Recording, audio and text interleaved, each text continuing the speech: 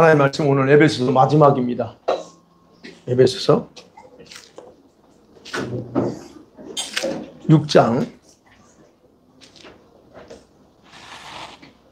18절에서 24절입니다. 찾으셨죠? 자, 교독합니다. 자, 18절 읽습니다. 모든 기도와 간구를 하되 항상 성령 안에서 기도하고 이를 위하여 깨어 구하기를 항상 힘쓰며 여러 성도를 위하여 구하라.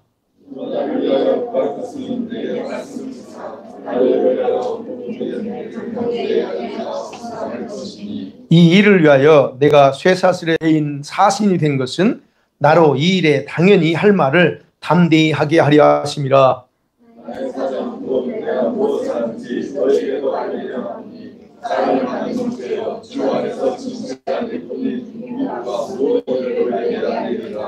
우리 사정을 알고 또 너희 마음을 위로하기 위하여 내가 특별히 그를 너희에게 보내었노라.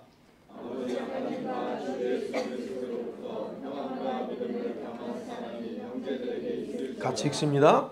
우리 주 예수 그리스도를 변함없이 사랑하는 모든 자에게 은혜가 있을지어다. 아멘. 오늘 마지막 에베소서를 마지막 봅니다. 자, 지난주에 하나님의 전신갑주의 기능에 대해서 나눴습니다. 자, 우리가 이미 다 아는 건데요. 아는 것 중에 하나가 말씀이 뭐의 양식이죠?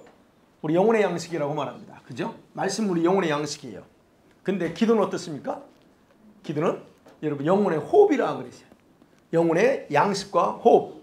그러니까 두 개를 다 해야죠. 밥만 먹으면 안 되고 숨만 쉬면 안 되죠.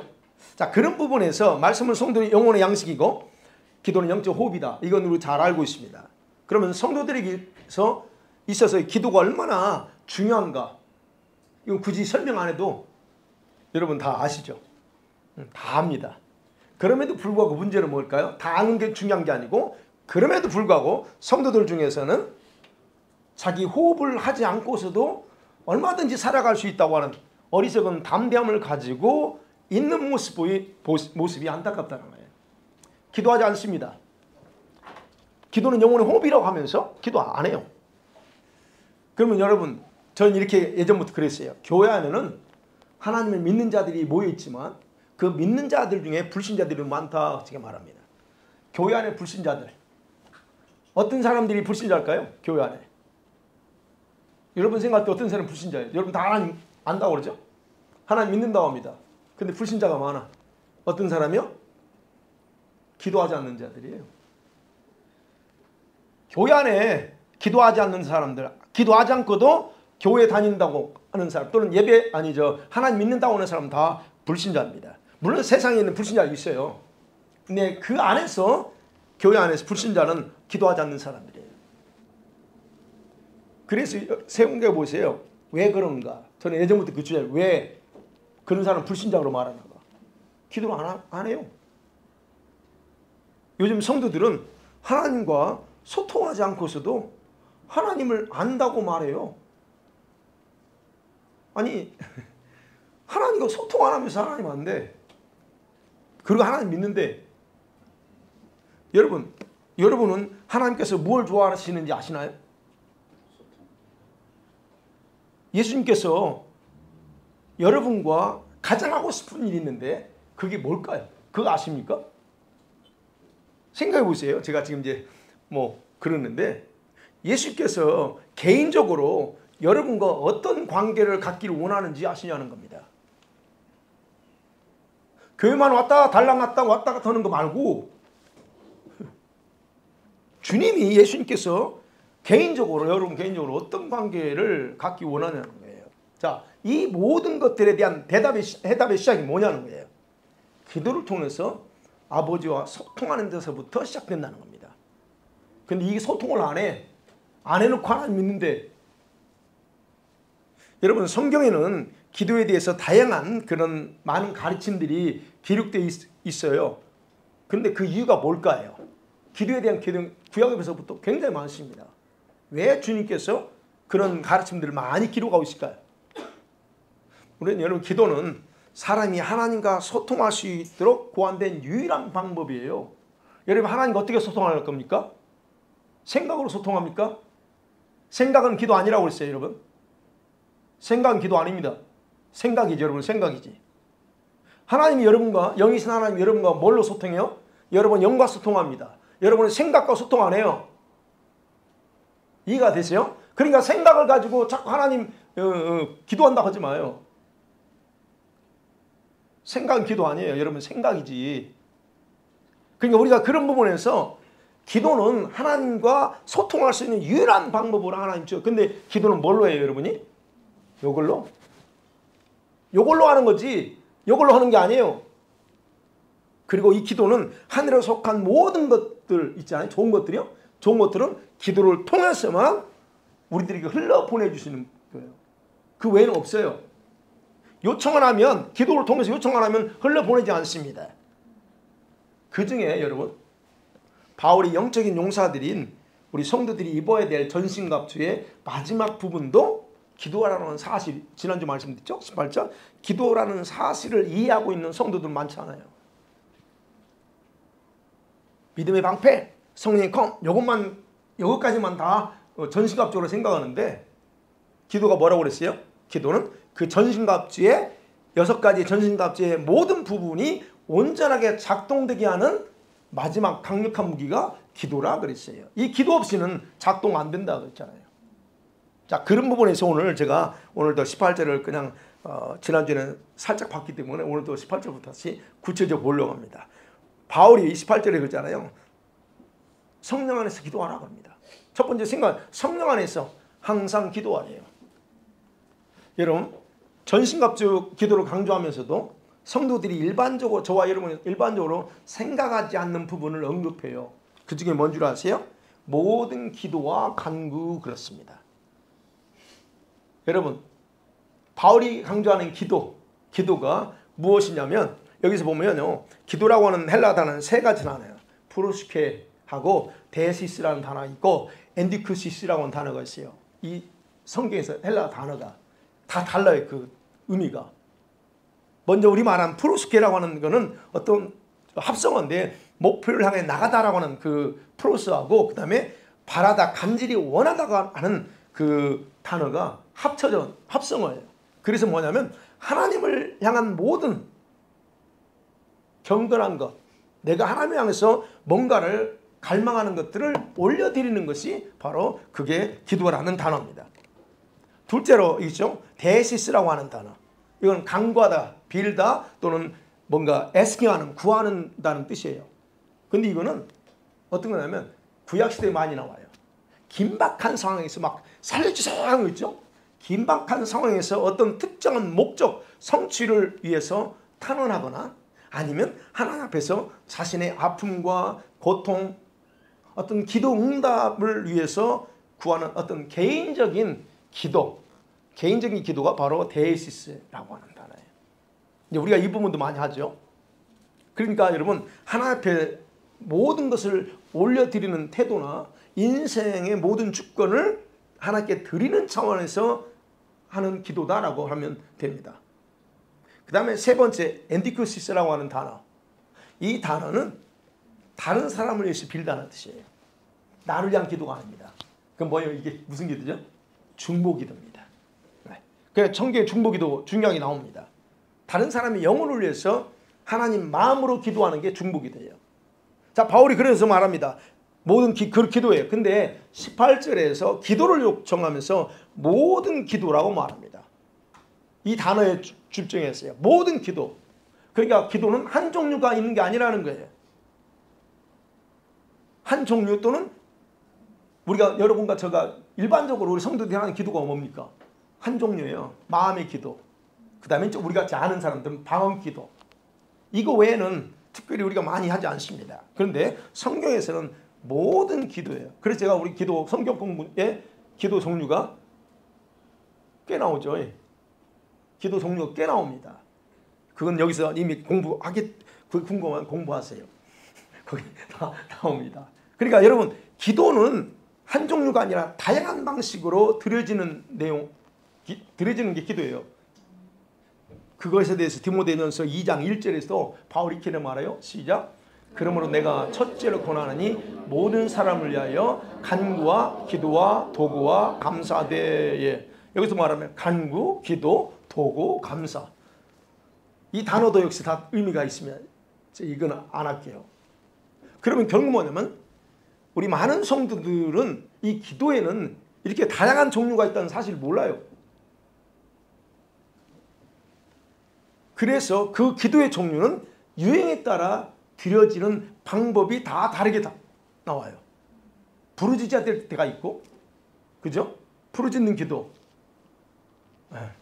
자, 이런 어떤 그런 부분에서 모든 기도라 표현했어요. 그러니까 여러분이 우리는 일반적으로 이제 이렇게 같이 예배하면서 통성기도하고 할 때는 이렇게 좀 방언을 하고 통성기도 하지만 여러분 가정에서 또 개인적으로 기도할 때는 여러분 기도하는 방식으로 하시면 돼요. 아니면 성경 공부할 때 배운 방식으로 여러분 기도하시면 됩니다.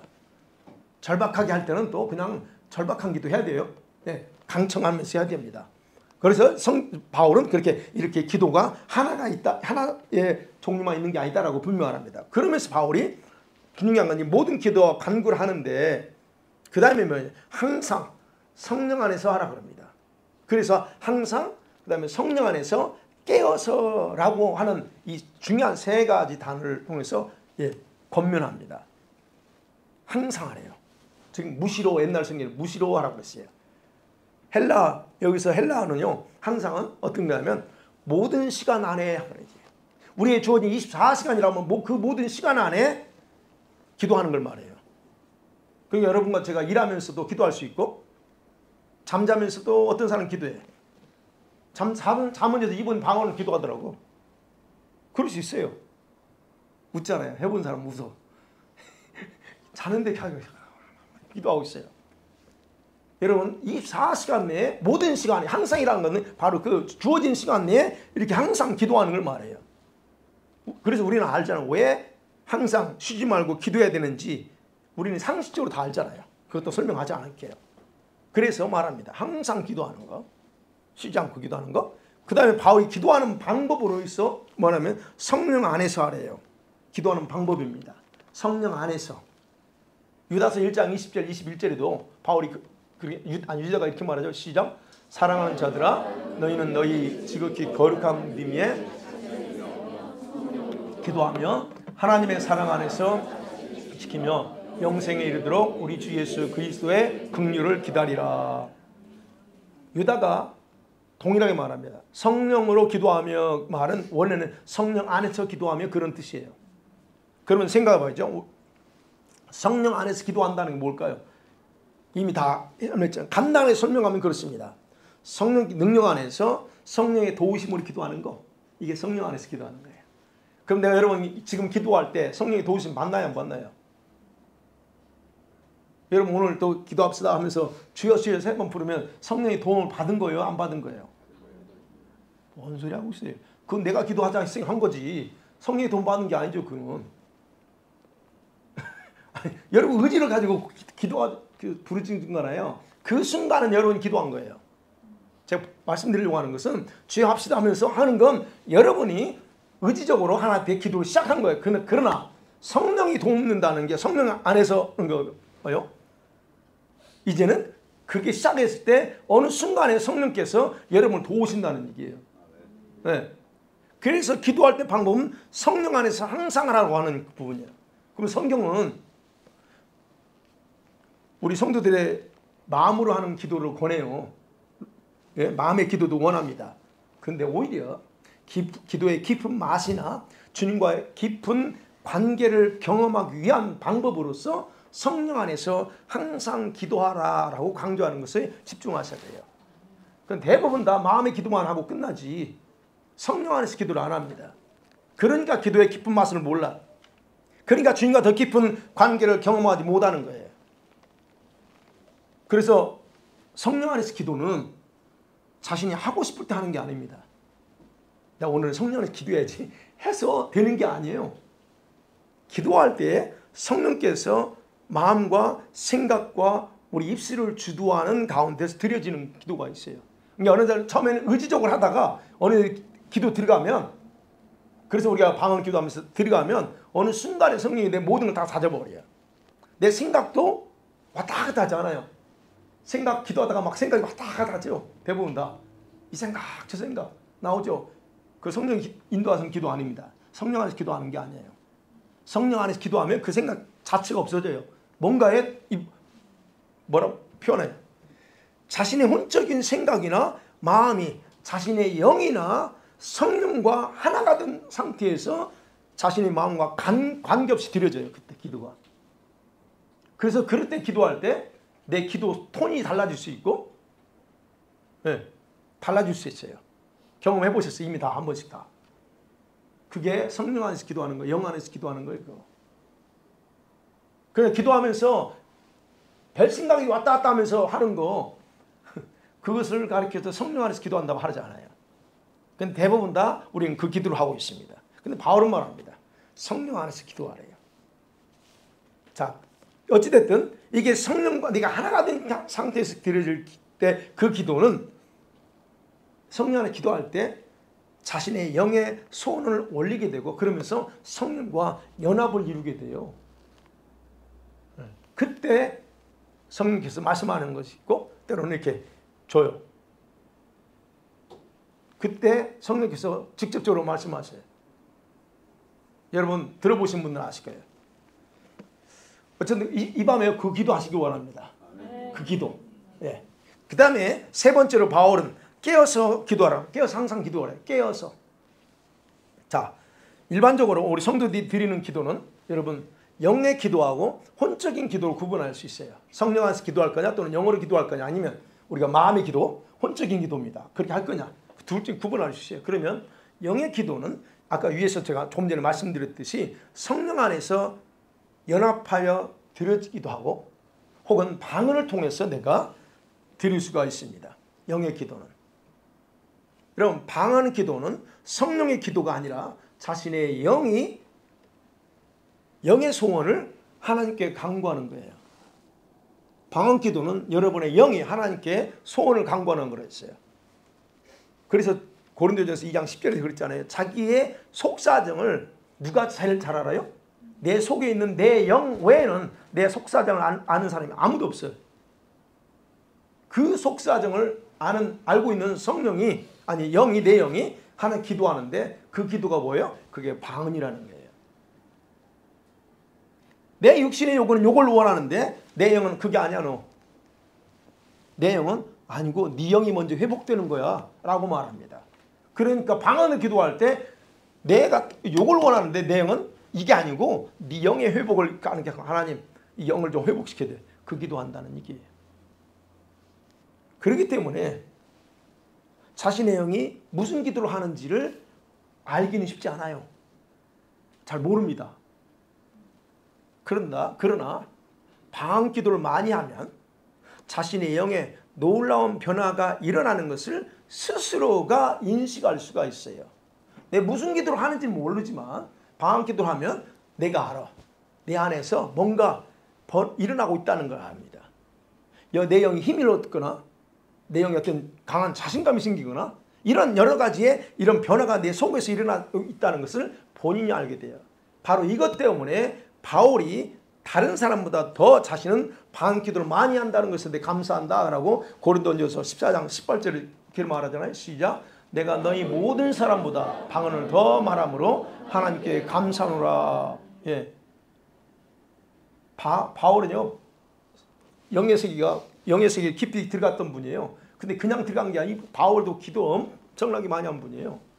광야에서 3년간 훈련받으면서 얼마나 광야 훈련, 이 광야 훈련이 3년 훈련받으면서 거기서 기도한 거예요. 그러면서 영의 세계 3층전 갔다 왔다는 얘기 막 있잖아요. 그러니까 바울은 이게 자기가 방언 기도를 많이 하는 것에 대해 감사하다고 그래요. 여러분 그래서 영이 깨어 있는 것과 방언 기도는 무슨 상관이 있을까요? 바로 그냥 깨어서 기도하라고 했잖아요. 그러면 이게 무슨 상관이 있을까요? 방언 기도하고. 여러분 방언 기도의 중요성은 자기 영혼이 잠자지 못하도록 하나님의 은혜가 매일 풍성하게 부어지게 하기 때문에 중요한 거예요. 여러분이 계속 방언 기도하면 여러분의 영이 잠자는데 영이 잠드는 거예요. 여러분 잠자는 게 조금 하지 않는 사람보다 더 어려워요. 잠을 자는 게 내 영이 잠들지 않는다는 얘기예요. 다른 말로 하면 하나님의 보편적인 은혜는 매일 삶 속에서 누구에게나 흘러들어와요. 그래서 우리의 삶을 윤택하게 돌아가게 만듭니다. 그게 하나님의 은혜예요. 매일매일 보편적인 은혜 그거 누구에게나 주어져요. 그러나 그 보편적인 은혜가 잠자는 영을 깨우는 게 아닙니다. 기억하세요. 그 잠자는 영혼들, 우리 주변에 잠자고 있는 영혼들이 얼마나, 내 가족 중에서도 내 남편이 잠자고 있어요. 영이 잠자고 있다는 거예요. 혼미한 가운데 있어요. 교회 안 다닌 게 아니에요. 예수 믿어요. 근데 그들이 다 잠자고 있고 혼미합니다. 그러면 그들이 왜 안 깨어나요? 보편적인 은혜를 받고 있는데 왜 안 깨어나요? 그걸로 깨어나는 게 아니에요. 바로 영이 기도할 때 영에 부어지는 능력과 기름 부음이 깨운다는 사실이에요. 근데 이걸 알지 못해 성도들이. 이걸 아는 분들이 많지 않습니다.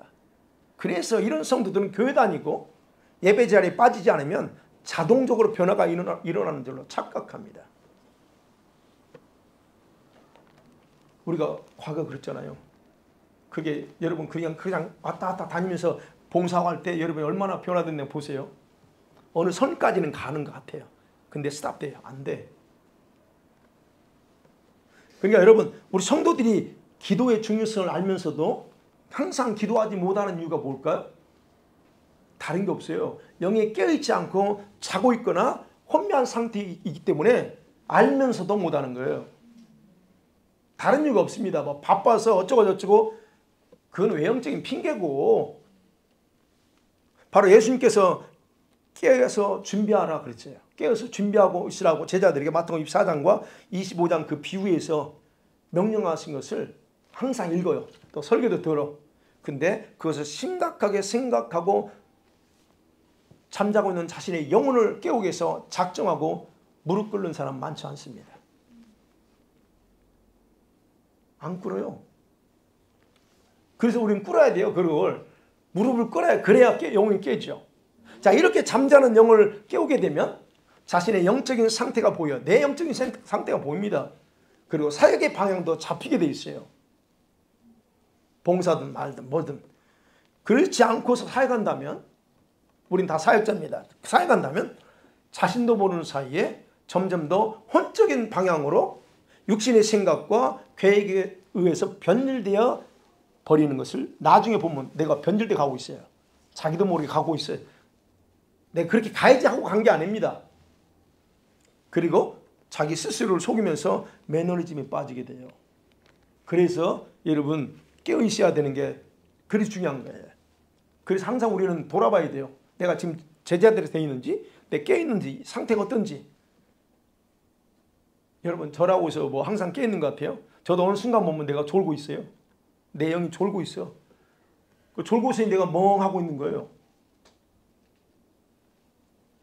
바울은 그런 중보 기도를 이렇게 이제 이런 기도에 대해서 18절에 얘기하면서 자, 중보 기도를 요청했잖아요. 요청하기 전에 이렇게 자신이 깨어서 기도하는 걸 강조하면서 곧바로 다른 성도들에 위해서 그리고 자신의 사역을 위해서 기도해 달라. 그렇죠? 18절 하반절과 19절, 20절에서 그렇게 말합니다.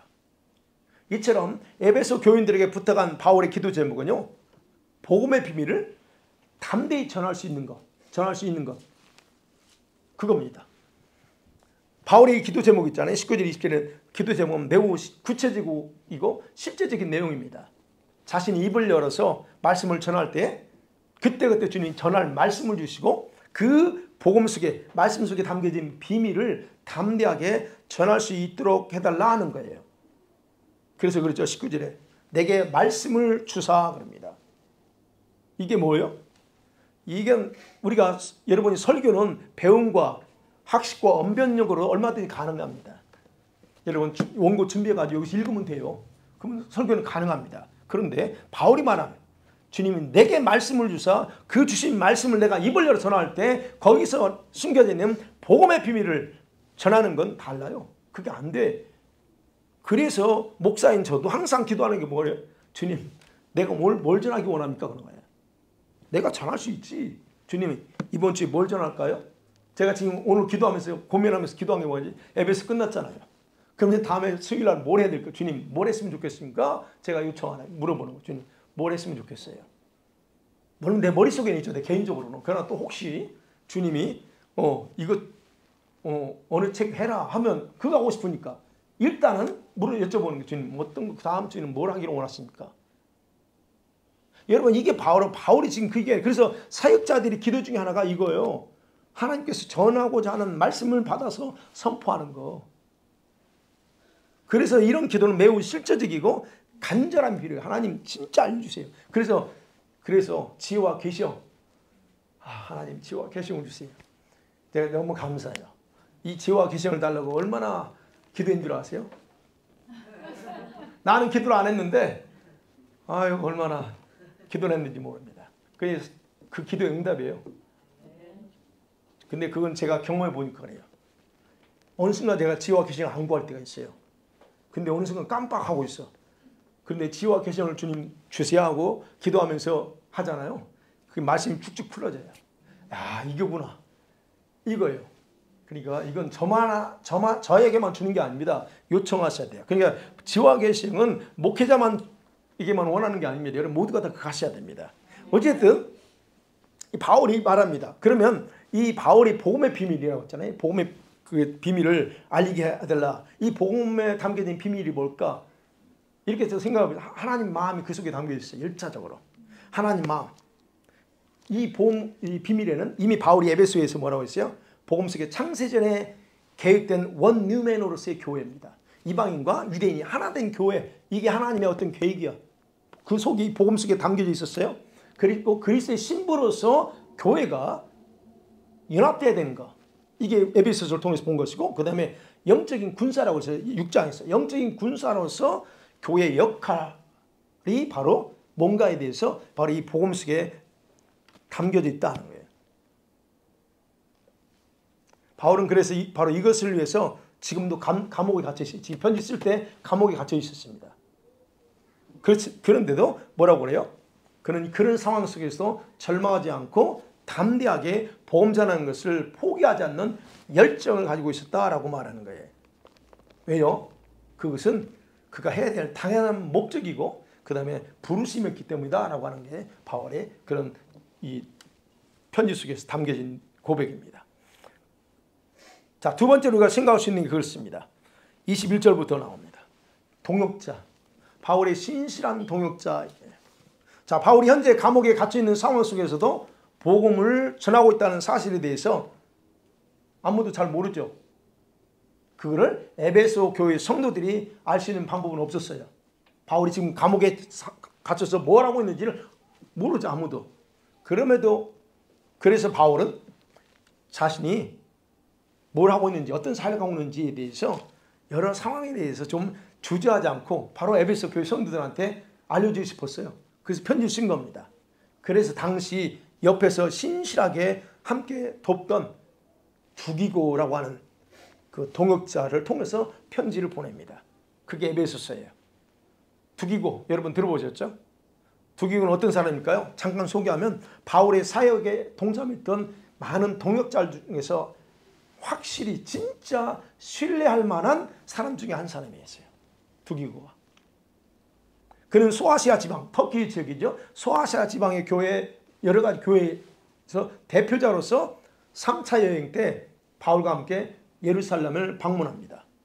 그리고 바울에 의해서 에베소와 그레데에 파견하기도 하고 바울 대신해서 가요. 그러면서 동시에 바로 이 에베소서와 골로새서 편지를 바울이 쓴 편지를 대신 갖다 전달해 주기도 한 믿을 만한 그런 사람이었다는 거예요. 바울이 그런 그 에베소서와 골로새서에서 이 두기고에 대해서 세 가지로 소개합니다. 두기고 어떤 사람인가에 대해서. 그 중에 하나 오늘 21절에 나옵니다. 그 중에 하나는 두기고는 모든 사람들에게 사랑받는 형제다 그래요. 21절 그러죠. 사랑을 받는 형제다. 형제요 그래요. 여러분 이 말 형제, 브라더 하니까 다 브라더 형제 아니야? 그렇게 말하는데요. 이 말은요. 그때 당시 편집상에 누군가를 소개할 때 내가 아주 친하게 지낸 사람이야 라고 하는 의미예요. 가장 가깝고 친하고 믿을 만한 사람이라는 것을 가리킬 때 쓰는 말이고, 상대를 아주 높이고 싶을 때 사용했던 표현이 형제, 그렇습니다. 바울은 어떤 사람을 놓고 이는 내 형제라고 이 단어를 자주 쓰지 않았어요. 근데 두기고를 자기는 형제라고 소개한 건 그만큼 소중한 사람이라는 뜻이에요. 그리고 바울이 이렇게 표현한 건 그가 사랑과 동시에 하나님께 인정을 받았던 동역자였다는 것을 선언하는 거예요. 그래서 두기고는 바울의 충실한 동역자다는 거예요. 그 다음에 두 번째로 말합니다. 21절에 보니까 주 안에서 진실한 일꾼, 그래요. 신실한 일꾼입니다. 예전에는 신실한 일꾼 표현했댔어요. 주님 안에서 복음과 사역을 잘 감당하면서 바울을 도와준 신실한 일꾼이었다는 거예요. 여기서 신실하다는 말, faithful이죠. 충성스럽다 또는 믿음직스럽다는 뜻입니다. 헬라어들은. 두기고는 바로 바울에게는 그런 존재였어요. 믿음직스러웠다는 거예요. 말과 행동이 일관되게 행동하는 동역자였다는 겁니다. 바울의 이런 평가는 항상 자기를 이 두기고가 따라다녔기 때문에 그게 아니고 그의 모습과 태도가 하나님께도 그리고 자신에게도 변함이 없었기 때문에 그렇게 표현하는 거예요. 하나님께는 잘할 수 있는데 사람한테는 잘하지 않는 사람이 있고, 사람한테는 진짜 잘해. 근데 하나님께는 별로 인색한 사람들이 있어요. 이걸 가리켜 신실하다 말하지 않습니다. 사람한테 신실하면 하나님께도 똑같이 신실하셔야 되고 인색하지 마셔야 됩니다. 그럼 하나님께서 신실한데 사람한테 인색, 이것도 아니라는 거예요. 그래서 바울이 그는 아주 신실한 종이라고 해요. 그러니까 바울은 이러한 소개를 통해서 두기고나 그리고 바울 자신과 매우 밀접한 그런 관계를 가지고 있으면서 복음을 선포하는 데 있어서 여러분 신뢰할 수 있는 자라고 하는 걸 바로 이 에베소 교회 성도들한테 알리고 싶은 거예요. 두기고가 에베소 사람은 아닙니다. 그러니까 그렇게 얘기하는 거예요. 여러분 오늘날 교회 안에서 진실하고 정직한 사람, 믿을 만한 사람을 찾는 게 쉽지는 않습니다. 네. 교회에서 사람 앞에서 거룩하게 예배드리고 봉사하는 모습을 보이기는 쉬워요. 여러분 얼마나 헌신하는 거 그건 뭐 보이기는 쉽습니다. 근데 중요한 건 뭐냐? 얼마나 신실한가 하는 거예요. 얼마나 신실한 마음으로 예배하느냐, 그게 중요한 거예요. 그게 더 중요하다는 거죠. 그의 생활이 얼마나 신실하게 살고 있느냐, 이게 더 중요하다는 겁니다. 그래서 하나님과 교회에서 신실한 일꾼이 아니라 구경꾼이나 다른 사람이 하는 거나 보고 잘하고 있네, 이런 어떤 방관자가 되는 걸 절대로 피하셔야 됩니다. 이거는 하나님 앞에서 별로 좋은 모습은 아니에요. 그러니까 세 번째, 이 두기고에 대해서 바울이 말합니다. 바울이 하는 사역과 두기고 하는 사역은 달라요. 그럼에도 불구하고 뭐라고 표현하냐면 주 안에서 이는 나와 함께 된 종된 사람이야 라고 종의 역할을 했다고 표현해요. 골로새 4장 7절 이렇게 표현하고 있어요. 시작. 두기고와 내 사정을 다 너에게 알려주리니 그는 사랑받는 형제요. 예, 딱 세 가지고요. 사랑받는 형제, 신실한 일꾼, 주 안에서 함께 종된 역할을 했다 그럽니다. 여러분 함께 여기서 종되었다고 하는 말, 그 뭐냐면 그가 자기 역할이죠. 바울과 같이 동행하면서도 있지만 그 역할을 하면서 종의 자세로 살겠다는 의미도 있어요. 동등이야 내가, 그게 아니고 그냥 마치 종처럼, 종이라는 표현이죠. 머슴처럼, 머슴은 아니지만 그런 자세로 같이 살겠다는 거예요. 바울을 돕는 것이 곧 주님을 돕는 것을 여기면서 자신이 곧 주님께 그런 동일한 그런 차원에서 부름받은 종처럼 헌신했다는 거예요. 손을 두드려도 않고, 하나님 왜 나는 이거 청소만 해야 됩니까? 저분은 사무실에서 앉아서 이 사역을 하는데 왜 나는 꼭 항상 청소해야 돼? 우리가 차별을 두고 이렇게 생각할 수 있잖아요. 근데 그게 아니라는 게 이게 부르심이야. 그럼 넌 이것만 하면 돼.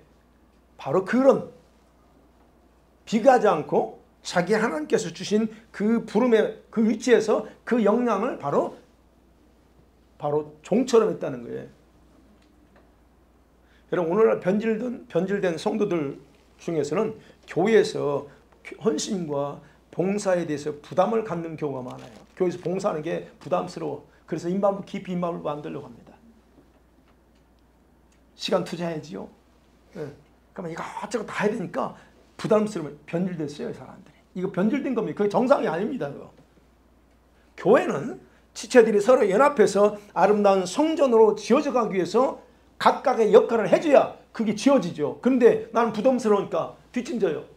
그래서 그냥 남이 하는 거 얼굴만 비치고 그런 사람 없지만 의외로 이런 사람이 있어요. 큰 교회 가면 있겠죠. 여러분 이게 그런 자세가 변질돼 있어요. 그리고 주님께서도 여러분 역할을 해줘야 된다는 거예요. 그래야 주님께서도 그런 역할 때문에 하라고 교회 공동체에 소속되도록 만든 거예요. 나 혼자면 주님 뭐를 이렇게 공동체 만들어? 안 만들죠. 근데 공동체를 멤버가 되게 한 거는 여기서 지체 역할을 하라는 거예요. 그래야 교회를 세우죠. 그런데 제가 이렇게 근데 변질된 마음이 뭐예요? 자기가 편하고 부담이 되지 않는 선에서만 교회 생활하는 사람이 의외로 많다는 거예요. 그게 안타까운 겁니다. 변질됐어요. 그리고 어떤 경우는요? 교회 사기 힘드니까. 원래 교회 사기가 힘들잖아요, 여러분. 여러분 희생해야 되고, 그죠? 그 힘드니까 우리 목사님 얼마나 힘들까? 그러면서 어떻게 해요? 교회 사기 담임 목사님을 돕기 위해서 이렇게 하는 경우도 있어요. 그 마음은 알지만 이런 태도는 사역의 본질을 잘 모르거나 자신이 함께 종된 자임을 망각할 때 나타날 수 있어요. 여러분 저를 좀 돕기 위해서 하시면 안 됩니다. 전 절대 반대입니다. 저 도우려고 하지 마세요. 여러분 왜 저를 도와요?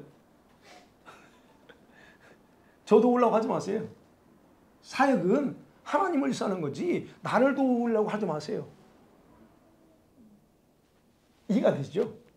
나를 도와야지 담임 목사님 도와야지 힘드니까 이런 차원에서 하지 마시라는 거예요. 그 마음은 알지만 그게 본질적으로 그게 잘못됩니다. 나중에 하나님이 주어진 일인데 이게 하나님 일이야. 그러면 이게 하나님 일이라서 하나님을 위해서 거지 나를 위해서 목회자를 위해서 뭐 교회를 이런 생각을 가져서는 안 된다는 거예요. 네. 그래서 여러분 교회 사역은 그런 태도가 아니라 오직 주님을 위해서 종과 같은 마음가짐으로 해야 그것이 주님을 기쁘게 한다는 겁니다. 예, 그게 바로 그런 부분에서 부기고는 그런 종으로서 사역했다는 거예요. 자, 초대교회 성도들은 이와 같이 주님 안에서 함께 된 종이 되어서 섬기는 것을 즐거움으로 여겼어요. 그러니까는 자기 인생 자체를 이렇게 하나님께 기꺼이 투자한 거예요. 그래서 사람들 의식하지 않고 자기 체면, 감정 중시하지 않고 하나님의 명령에 순종하는 것이 쉬웠던 거예요. 근데 오늘날은 많이 좀 안 좋게 변질됐지만 어쨌든 그래서 바울 사역에서 훌륭한 동역자들 중에 많이 있지만 그 중에서 두기고와 같은 일꾼이 오늘날 참 교회 안에서 절실히 필요한 때입니다. 말씀 맺어볼게요. 현대와 같이 변질되고 세상 문화에 심히 타락해버린 교회는 바울의 이 마지막 권면에 주의를 기울일 필요가 있습니다. 교회 안에서 기도 소리와 예배가 다시 살아나야 돼요. 여러분 가정 안에서도 여러분 개인에게서도 기도 소리가 살아나야 됩니다. 이거 굉장히 중요한 겁니다. 여러분이 예수님처럼 매일 드리는 습관적인 기도 생활이 없다면 여러분이 세상적으로 무너지는 것은 한순간입니다. 예수님은 기도 생활을 습관적으로 했어요. 습관을 따라 늘 그분은 습관 따라 기도했습니다. 네. 그래서 그렇잖아요. 기도가 어려워. 예, 어려울 수 있습니다. 근데 해봐. 습관이 되면 기도가 이제 재밌어요. 그래서 기도가 재밌다 제가 표현하는 거예요. 기도 재밌어요. 아니 그잖아요. 예수님과 내 영이 하나님께 하는데 그게 안 재미가 없다면 이거 뭘 하고 있어. 어찌됐든 그런 면에서 무너지는 한순간이에요. 그러니까 여러분의 마음과 생각이 주님을 떠난다거나 해오던 주의 일을 하지 않는다는 것, 그거 의미가 아니에요. 여러분 다 할 수 있어요. 그러네 여러분이 자신의 생각이 노예되고 자기 습관에 쉽게 사로잡혀 살게 돼버려. 그러면 그렇게 되면, 그런데 더 심각한 건 뭔 줄 아세요? 자기가 그렇게 살면서도 그런 생활이 심각한 영적인 데미지를 받고 있다는 의식을 못한다는 게 문제입니다. 영적 전쟁의 용사들이라고 했어요. 6장에 보면 용사들로 준비되어야 될 저와 여러분이 이 하나님의 강력한 전신갑주로 무장하고 마지막 날에 악한 원수를 대적하고 흔들림 없이 서야 될 책임이 누구한테 있어요? 저와 여러분에게 있습니다. 그래서 전신갑 13절 있잖아요. 악한 내 능히 대적하고 우리 당당히 서야 돼. 이건 우리한테 있어. 책임이 있다는 얘기예요. 저와 여러분은 주님의 거룩한 신부로서 자신을 단장하고 신랑을 맞이할 만반의 준비를 하셔야 됩니다. 그래서 강조했죠. 우리는 최하 흰옷을 입어야 된다. 자, 이것을 가능하게 하는 방법, 이것을 가능하게 하는 방법은 항상 성령 안에서 기도하고 깨어있는 것 외에는 없습니다. 그리고 예수께서 오시는 그날까지 주님과 교회 안의 성도들에게 사랑받는 이 두기고처럼 신실한 일꾼이 되고 그런 모습, 또는 모두가 함께 동일한 목적과 계획에 따라서 부름받은 그런 종처럼 자신을 드리는 그런 일꾼들이 되기를 주의 이름으로 간절히 축원합니다. 아멘.